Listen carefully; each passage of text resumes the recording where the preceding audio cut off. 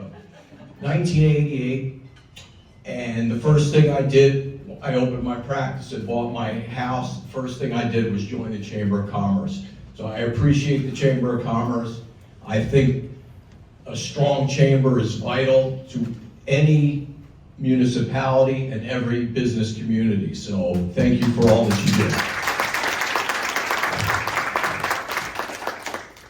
Now, what's going on in Buffalo Grove? Let's start with development, the Clove. Everybody asks about the Clove. For 30 plus years, whenever you talk to a resident, the question was always, what can be done about town center? What can be done about town center? Now, the last couple of years, the questions I always get, what is the grocery store? And recently, is the grocery store actually going to open? So, question number 2, is the grocery store actually going to open? The answer to that is yes. It's going to open sometime next year. And the question to number 1, unfortunately I can't answer that because the people that I had stand up a few minutes ago, they would stone me if I released that information. But there will be a grocery store there. It will open next year. Why will it be next year? Because of the luxury apartments that are going to be opening beginning next year. There's 295 of those, 7 stories. So you can see why the grocery would wait until those are filled up before they open. Right now, it's anticipated that after the new year, the first 3 floors of that grocery store will be occupied. The 4th floor will be a buffer, and then the next 3 floors will be built up. Okay, so that's part of the Clove. The north section of the Clove has been remodeled, refaced, looks great. You've got Giordano's, you've got 2 sushi restaurants there. Bolero, who owns their own site in the Clove, wishes to stay there. They see the benefit of staying. They are planning to remodel, reface their building as well to make it blend in better with the Clove. The outlots right now, exciting new outlots that we have. We've got a couple new restaurants, obviously, that are there, quick service restaurants that have recently opened. Guzman y Gomez, Chick-fil-A, Panda Express, those are operating. We've got the 2 outlots that have closed recently, the Burger King and Boston Market.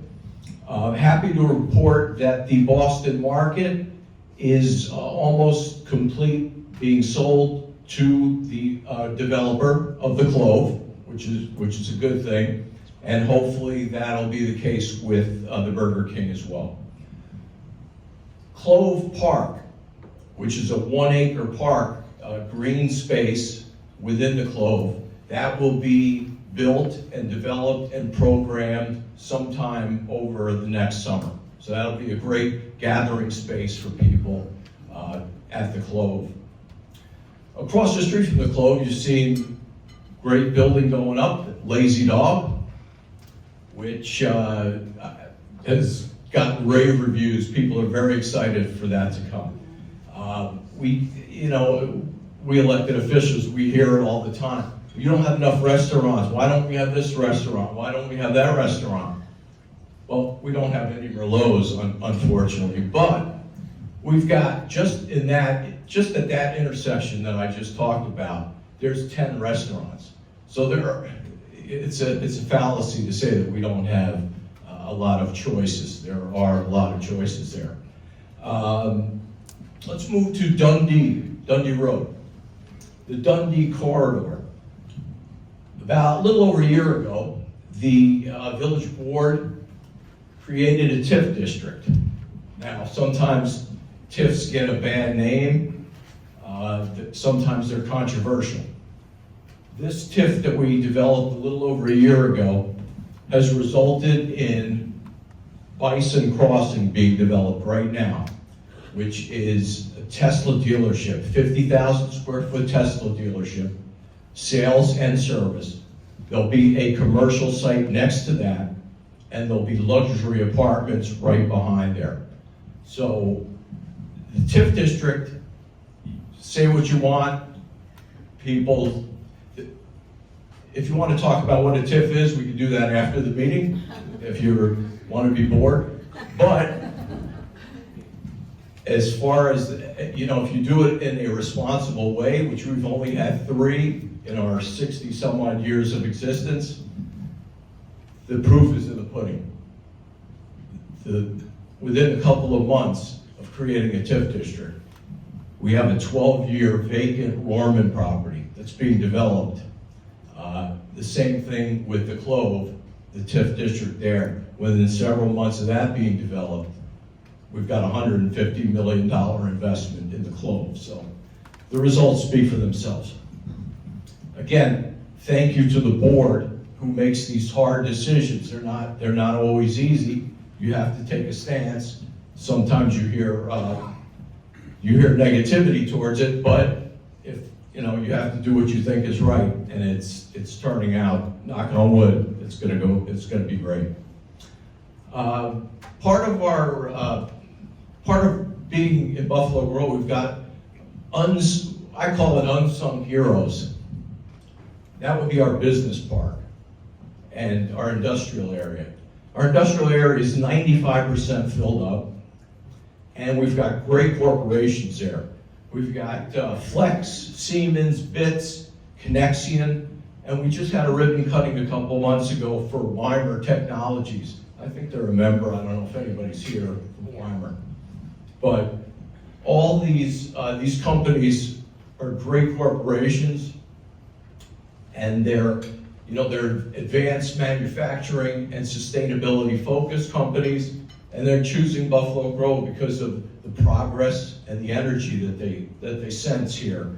And from Molly's perspective, they see that we are smart with heart. Thank you. And I'll get to that in a few minutes. An extra piece, I'll break some news.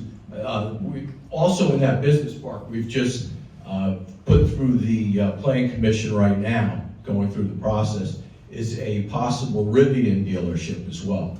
So sales and service center in that area for Rivian as well. So that's very exciting. Buffalo Grove's home to many parks, wonderful parks. All our surveys always show parks and green space are one of the highest priorities for people when they move here. One of the new successful parks is Mike Rilko Park, which we opened up, the Park District opened up a new amphitheater over Buffalo Grove Days last September. Open to rave reviews. It's just beautiful. Thank you to Senator Johnson, Representative Dittich for contributing to that. Obviously the Park District and the village also saw the value to the community and donated to that project as well.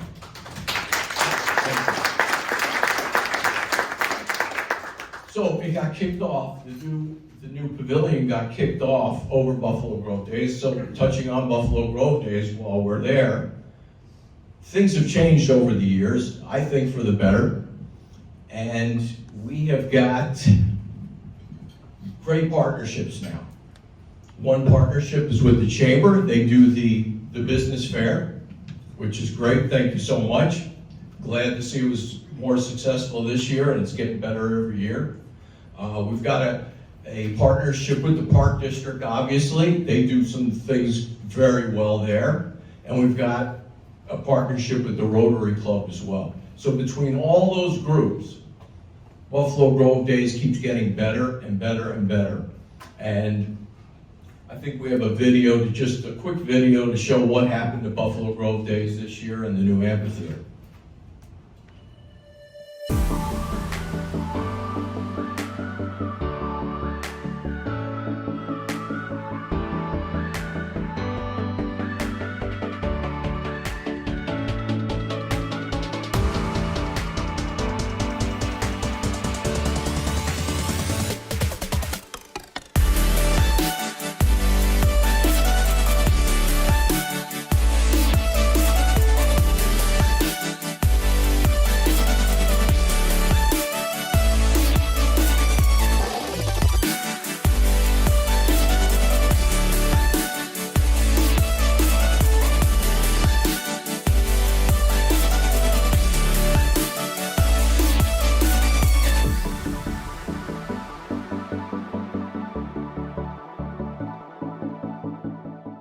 So it's a great, BG Days has a great vibe to it now.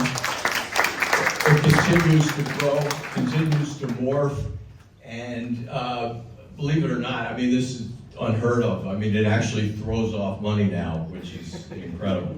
So, moving on to government itself and what we do in Buffalo Grove, what's happening actually at the government level. We just bought a building on Liger Lane about a year ago for a new public works building. We retrofitted it. It took about a year to redo. It came out beautiful. We just had ribbon cutting a couple of weeks ago. The original public works building on the village campus right now, that was built in the 70s. We probably had about a third of the population at the time. Very inefficient, very dangerous for our workers.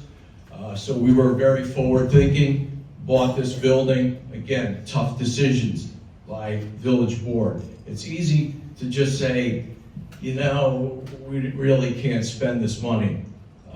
That's the easy thing to do. It's hard to move forward and get things done, and that's what we're doing. So, new public works building, it fits right with us, okay? It's smart with heart, it's modern, it's efficient, it is forward-thinking, future-minded. We've got a high-tech emergency operations center in there, which is phenomenal. I was just there last week.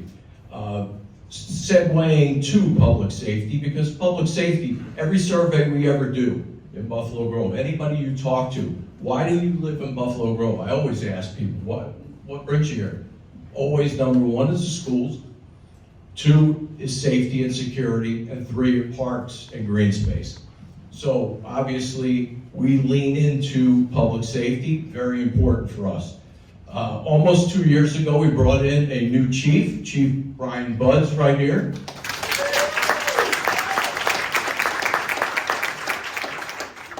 Chief's doing a great job. We've had a couple of new initiatives this year. One of those is safety in the house, an ordinance to improve safety in the house for people who own guns. So we've created an ordinance that you have to have gun locks in your house. Not unreasonable. So we partnered with Project Child Safe. We're giving out free gun locks at our police station lobby. So anybody who has a gun and needs a gun lock, it's there. Two other quick initiatives on the part of the police: automatic license plate readers. We invested in those for safety reasons. And we purchased a drone, again, for safety reasons, for big events like Buffalo Grove Days, like the two parades that we have. We're not being Big Brother, looking at everybody's license plates, and it's all about public safety. All about public safety, which is what people move here for. A couple of months ago, I mean, the months fly by, so I'm not really sure. We swore in a new fire chief as well, Chief Larry Kane.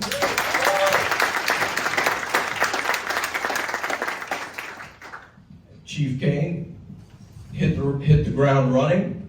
He is continuing to foster a culture of excellence in the fire department, and he's also going to oversee Fire Station 25, which is on Dundee Road. He's going to oversee the redo of that station. Again, we're investing in the future. That building was built even before the Public Works building, and it's way outdated. So he's going to oversee that rebuild. While that's happening, our fire team from Station 25 will be moving temporarily into our old Public Works facility. What else is going on? Communications. About 2 years ago, one of the best investments we made was to create a communications department.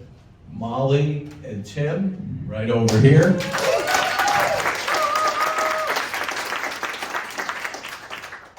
They do a great job. You know, we have so many people and they all want to be informed of what's going on. And they have different ways of absorbing that information. Our communications team is great. Again, it's easy to say, you know what, we don't have the money for this, we don't have the money for a department, a communications department, it's not that important. It is that important, and we want to move forward, we want to inform people, we invested the money in, and it's a great investment. So they're doing a great job. One of the first things they did, a branding process over the past close to a year. The branding came up with our new identity, what our identity is, what our DNA is. Who are we? What did that find?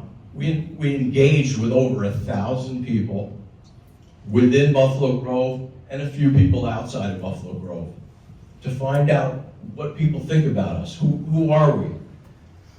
Bottom line, it came out, we're diverse, well-educated, welcoming, family-friendly, with incredible schools, parks, and green space. That's what the DNA showed. So we're leaning into that. We've got some new logos, some new colors, and the fact that we know who we are, we know the DNA, it lets us go out to sell ourselves to these businesses that are looking for homes. We can sell it a lot easier. So it guides our strategic investments that we make. So thank you again to our communications team. We've got a BG brief that comes out, that gets mailed out once a quarter. We had stopped mailing out literature a couple of years ago, and you always hear from people, what happened to that newsletter? What happened? So we brought somewhat of a similar newsletter back, but it's an oversized, shorter, easier to consume brief. My 3-year-old granddaughter looks forward to getting this every month because when you open it up, she sees my picture on here. But for everybody else, there's great information in here. And very colorful, easy to absorb. For those who want updated information, because these only come out once a quarter, there's the Trail, which is our e-newsletter. That comes out every week. You can keep up to date on what's happening in that time, in that 1 week period.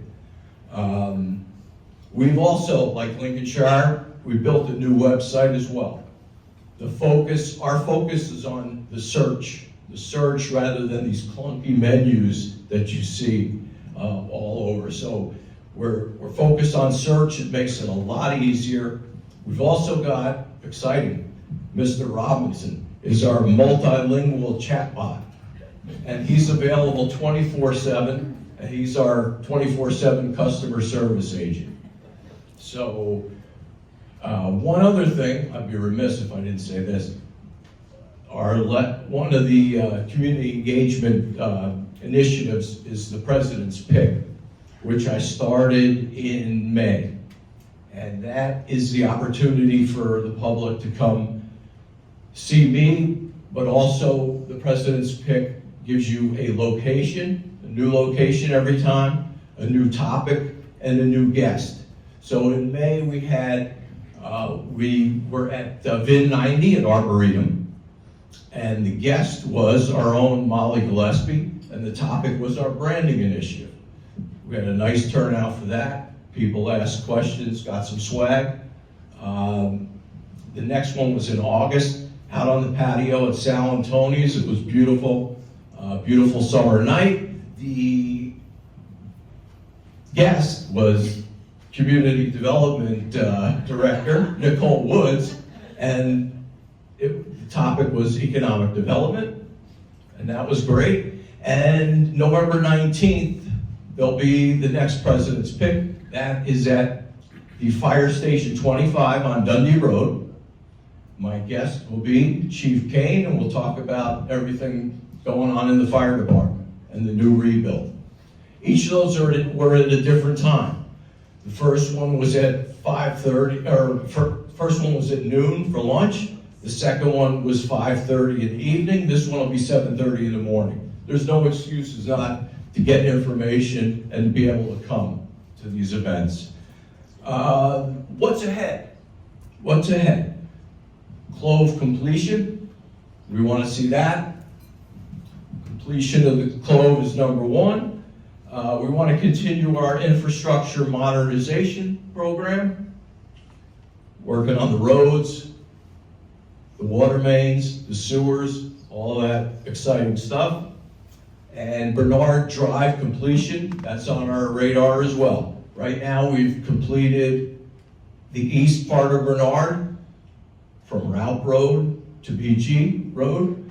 Next year, we'll complete the west side from Route to Arlington Heights Road. Also on my radar, and Nicole always gives me grief about this, Chase Plaza redevelopment, that's on my radar. I'm very optimistic. She's very conservative. She gives me the side eye when I promise that we are going to get something done at Chase Plaza in the next year, or for her, I'll say, or two. But that's on our radar, and that's on everybody's radar, because the second that we announced that the Tesla dealer was coming in to the Rorman property that was 12 years vacant, the second that was announced, somebody came up to me and said, "What are you going to do about Chase Plaza?" So, mark my words, we're going to get Chase Plaza redevelopment. Thank you so much. The energy and excitement of this job and all the great things that we have going on, it gives me a lot of adrenaline. I love it, and it was exciting for me to share it with you today. So, thank you so much.